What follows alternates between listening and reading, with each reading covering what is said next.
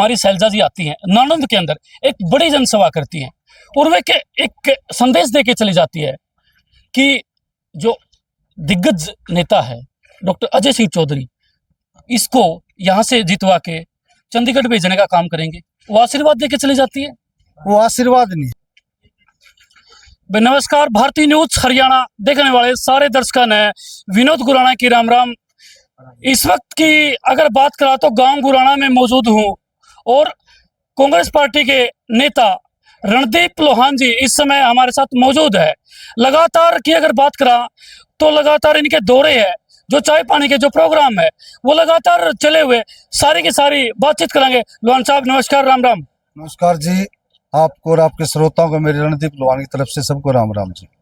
लोहान साहब, सबसे पहले तो हल्के की बात कर लेते हैं। हल्के के अंदर जो चुनाव का जो बिगल है वो बच चुका है। 1 तारीख को जो है वोटिंग होनी है और 4 को रिजल्ट आना है। ये तय करेगा, जनता तय करेगी हरियाणा में किसका डंका बजना है। अगर नालंद की बात करा तो नालंद के अंदर कांग्रेस पार्टी के जो नेता है एक बड़ी भीड़ लग चुकी है। अगर जस्सी की बात करा, डॉक्टर की अजय सिंह चौधरी की बात करा, रणदीप लोहान की अगर बात करा, और काफी ऐसे चेहरे हैं जिनकी होड़ लग चुकी है। सारे के सारे व्यक्ति कहते हैं कि टिकट तो मेरी गोद में ही है। सबसे बड़ा मुद्दा तो टिकट का है आज कांग्रेस पार्टी की। लोग तो कह रहे हैं, मैं 1993 में मेरे परिवार ने कांग्रेस ज्वाइन की थी। मैं उस दिन से आज तक कांग्रेस के साथ हूँ, कांग्रेस का प्रचार करता हूँ। जो भी कैंडिडेट आता है उसके साथ बढ़ चढ़ के मैं उसका साथ देकर उसको विधानसभा में इलेक्शन जो लड़ता है उसके साथ मेहनत करता हूँ। लोड लग रही है, कहते हैं मेरी टिकट अभी तक चौधरी भूपेंद्र सिंह हुड्डा की भी फाइनल नहीं हुई है। अगर टिकट की बात करा 11 तारीख को बहन कुमारी सैलजा भी कांग्रेस पार्टी की बड़ी नेता है, डॉक्टर अजय चौधरी उसके चहेते हैं। वो उसको भावनाओं में बहकर उसको एक एक बात कह के चलेगी, उनकी टिकट फाइनल करके नहीं गई वो। अगर जस्सी की बात कर लिया, जस्सी भी ये कहता है हुड्डा साहब तो मेरे को ये कह रखा कि मैं 5 साल से लगातार मेहनत कर रहा हूँ। मेहनत हर जो कैंडिडेट है, हर कैंडिडेट मेहनत कर रहा है, कोई ज्यादा कर रहा है कोई कम रहा है। किसी को पार्टी सर्वे और उसका व्यक्तिगत देख करके टिकट देगी, भाई वो कितना पार्टी के प्रति कितना समर्पित है। इसमें हर कैंडिडेट अपनी मतलब जितनी जिस कैपेसिटी जिस नेता की वो तो अपने लेवल उतनी मेहनत करने लग रहा है। अगर कांग्रेस की बात करा तो कांग्रेस के अंदर गुटबाजी, शैलजा गुट, हुड्डा गुट, ये गुटबाजी बड़ी चली हुई है। कोई गुट नहीं, कांग्रेस एक है। अलग अलग प्रचार करने का सबका अलग अलग तरीका है।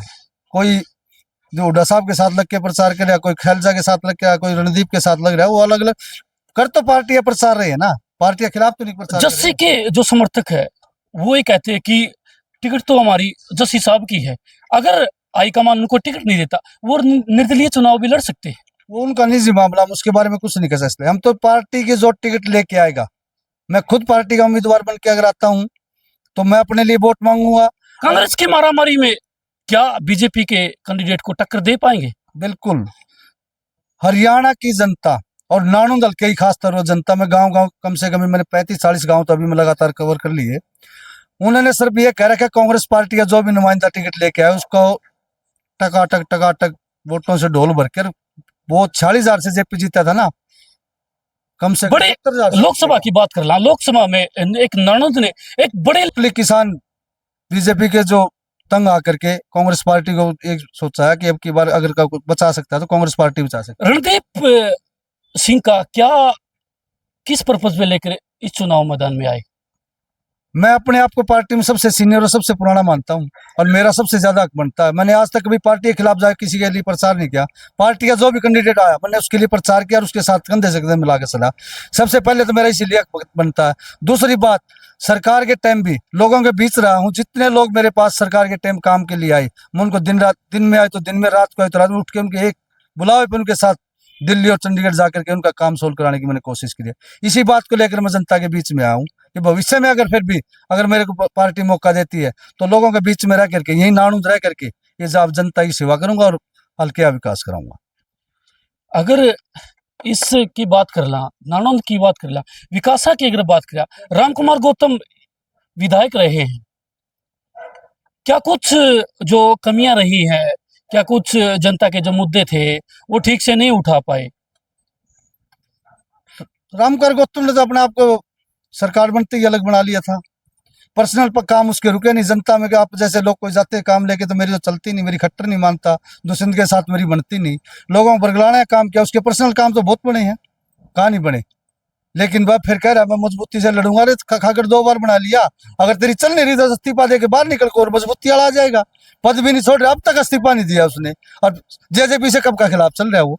जेजेपी पार्टी के 3 विधायक है जो जेजेपी से अपना इस्तीफा दे चुके हैं और वो बीजेपी में कहीं ना कहीं शामिल हो चुके हैं। उनकी मर्जी है, वो कहाँ बीजेपी में जाए न कांग्रेस में जाए। हर आदमी अपने हकदार है वो किस पार्टी में ज्वाइन करेगा। लेकिन वो बने तो जेजेपी से थे, जनता के बीच में तो आए नहीं। अब उनको डर सता रहा है, जाए तो जाए कहाँ। क्योंकि आज के दिन हरियाणा के अंदर हर लोग ये चाहता है कि हरियाणा के अंदर कांग्रेस की सरकार बने, चौधरी भूपेंद्र सिंह हुड्डा इस देश के दोबारा से मुख्यमंत्री बने और ये प्रदेश दोबारा से खुशहाल हो। नाणंद क्षेत्र वासियों से लास्ट अपील क्या करोगे?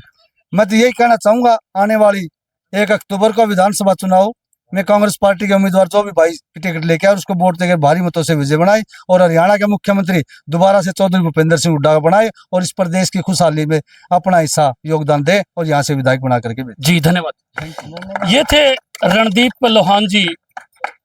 आपकी क्या राय है? कमेंट बॉक्स के अंदर अपनी राय और अपनी प्रतिक्रिया जरूर दे। देखते रहिए भारतीय न्यूज हरियाणा। जय हिंद।